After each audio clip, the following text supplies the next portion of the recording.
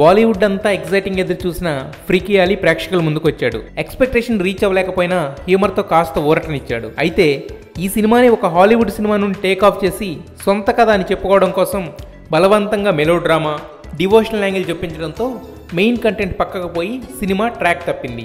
Only Siddique మాత్రమే తన energetic యాక్టింగ్తో సినిమాని నడిపించే స్ట్రెయిన్ తీసుకున్నాడు. చాలా వరకు సక్సెస్ అయ్యాడు కూడా.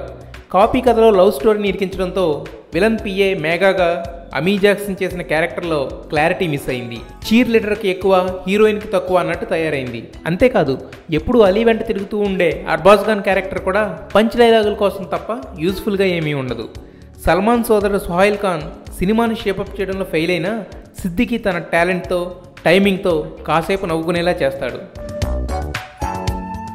మరి అచ్చ తెలుగు పేరున్న అమెరికా అమ్మాయి గట్టిగా ట్రై చేస్తే వర్కౌట్ అయ్యేలా ఉంది.